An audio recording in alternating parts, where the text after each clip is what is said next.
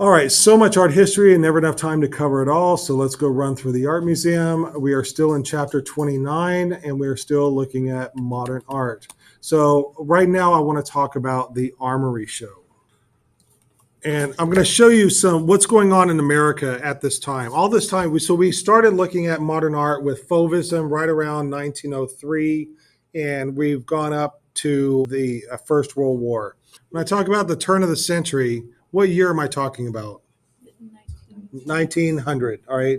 The year 1900 to World War One. What year would that be? 1914. That's correct. All right. So this is what's going on in America at that time. All right. So we have this tradition of American landscapes that are quite popular. There is an artist named Frederick Remington who's very popular at this time, and he's even more popular now. And he does a lot of what this like cowboy art, right? And he is romanticizing the West, and the West has certainly been romanticized. Portraits are certainly a thing in America. And then I was showing you images of Homer and Akins. This is still popular in America. And then I want you to write this down. The Ashcan School of Art is a strictly American style right around the turn of the century. And they're painting much like the Impressionists, but you can see it's really gritty. It doesn't have the nice colors of Impressionism, but it does have the loose brushstrokes of Impressionism. So we're going to go to New York. Which one of these is New York? E. Yeah, that's an easy one. All right. So if we go to New York now, where is New York City? C. That is correct. Yes. No, New York City is in the very bottom tip of New York State. All right, so New York City is down there in the yellow, and so we get a little bit closer. There are different boroughs of New York City. There's Staten Island, Manhattan, the Bronx, Queens, and Brooklyn. So we're going to focus on Manhattan. All right, and I know you guys are just as interested in comic books as I am, but if you've been watching the Daredevil show, all right, that takes place in Hell's Kitchen, and Hell's Kitchen is right here. If you've been watching the Luke Cage show, all right, that is in Harlem. Have you been watching the Daredevil? All right. So then you also need to watch Jessica Jones. Okay, all right. And then you also need to watch Luke Cage. All right. And you're going to ignore Iron Fist because it's terrible. All right. But then you're going to watch Defenders. Yes. And it puts them all together on a team. All right. All right. And then Spider-Man is just all around New York. All right.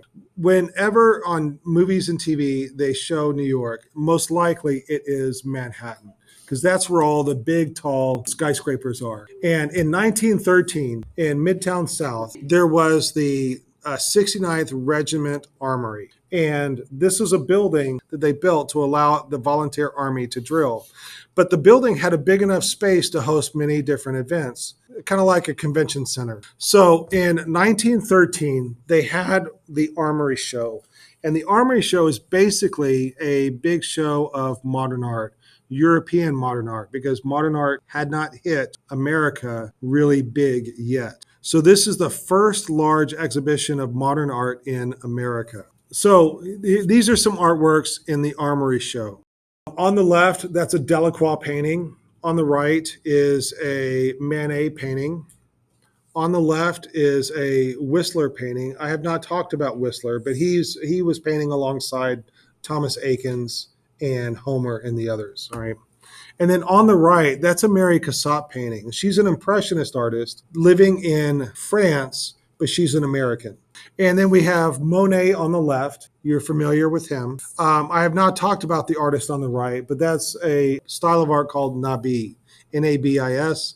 And it's very similar to Impressionism, but they're using like lots of gray colors in their artwork. They're really toned down the color. On the left is, you recognize the brushstrokes of that guy. That's Van Gogh. On the right is Seurat. You recognize those brushstrokes. What I've been showing you up here is the more tame modern art that was on display. Up here is we get a little bit closer into modern art. This is a Matisse painting of a nude. And then right here, whoops, here's some more modern art. And these were a couple other paintings in the show. On the left, can you identify that style? It's cubism. What makes it cubism? The fragmented space and the fragmented shapes and the color. That's right. And can you tell what it's a painting of? I do see how you would think it's a gun. It's not a gun. The giveaway is this right here. An instrument. Right. It's an instrument. It's a musical instrument like a violin, right? You can see the little S shape right there, right, and up here. So it's possibly a still life with musical instruments. Over here we have another. It looks like a cubist type of composition. Now, how do you think the Americans are going to react when they see this? Right. Yeah. So, right. The Americans have an absolute hissy fit when they see this modern art. They are so used to paintings like that on the right that when they see the paintings like that on the left, they have a real problem with it. Also, America realizes when they see this art that they're 50 years behind Europe in art. So they're doing stuff now that the Europeans were doing 50 years ago, and that America has some growing up to do, and there will be growing pains. And there will be a definite discomfort in these growing pains. When this show went to Chicago, a group of art students had this to say. Henry O'Hare Mattress, which was they called Henri Matisse, right? They called him Mattress instead of Matisse, is found guilty of artistic murder, pictorial arson, a total degeneracy of color sense, artistic rapine, and criminal abuse of title, and a general aesthetic abortion is how they described his art. Yes, harsh. Yes. You can see a lot of this distaste for modern art from America in the media of the time.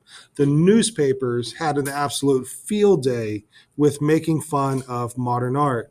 The art critics would write horrible things about the modern art, and cartoonists would poke fun at modern art. Mostly cubism. They took that word cubism and applied it to everything. Or, well, you can see they're cubist puns that are in here. Somebody in third period said, this is really cool because it looks like Minecraft. So the newspapers, they focus only on the name cubism without understanding the movement. For a lot of people, they just dislike without coming up with a good reason why. There is an intentional misunderstanding. They're refusing to learn about the new thing rather than trying to understand it. And this new art is a new idea, and new ideas are easy to criticize. A continuation of this misunderstanding of modern art. It shows people getting angry at the artwork. And this cartoon is ahead of its time. The artists are not going to throw paint at the canvas until the 1940s. And here it shows the past, present, and the future. And it's saying that the future of art, this over here, is the same as the past over here because it has that compression of space and the simplified proportions of the faces. All right, I've got a little story for you. This was a story printed in a comic at the time. A woman goes to an art gallery to buy some art. She brings her little girl here. The little girl says, "Oh, Mama, I'm so tired." And so the mom puts her on a couch that is in the gallery and then goes to talk to the gallery owner or the gallery dealer to talk about the purchasing an artwork. And so the girl wakes up, well, the girl falls asleep and she wakes up. There's colors everywhere, and those colors don't make any sense. And then the gallery owner is after her, and he looks all different and abstract. And then he takes her away, and look at all these people. They're so abstract. They're very different in how cubic they are. And then she's being attacked with these colors. Look at these lines of color. She's getting lost in the colors, and now she is the color. And now the gallery owner is blindfolded, and he's going to throw paint on her. And she's fallen in the paint, and now she's totally losing her body, and she's becoming an abstract image. And so she wakes up from this nightmare. Right? So that's kind of how people are presenting this new modern art, as a nightmare. Okay, so here's an image from the newspaper, a photograph of the Armory Show. Are there any of these artworks that looks familiar to you? Look at that one right there. All right, that's this painting right here. It's the nude descending a staircase. This was the number one painting to get the anger of the American public at modern art. What made people so angry is the title. We have a nude descending a staircase. And what should we be seeing right here? We should be able to see a nude. But this is so not a nude to the people that don't understand modern art. Even when you compare it to other modern art that has a nude in it, it is a much less of a nude than the Matisse one. All right, most nudes of art are female, and thus nude descending a staircase must be a female nude. This nude is much more distorted than most nudes in modern art. And so they are relentless about this one painting. Here we have a cartoon that says, Seeing New York with a Cubist. It's called The Rude Descending a Staircase. Right. And in America, we have lingering traces of the classical style, which is idealizing forms that still prevailed even among the more contemporary painters. Duchamp turned a venerable subject, the female nude, and all it embodied about the Western culture and traditions of beauty, into something monstrous and worse, almost machine-like. Duchamp embraced the very thing that art was supposed to reject, the cold logic of industrial production. All right, so that will finish us for the first part of modern art. We are going to look at, tomorrow we're going to review for the exam, and we'll take the entire exam on Monday, both parts, 1 and 2 and 3.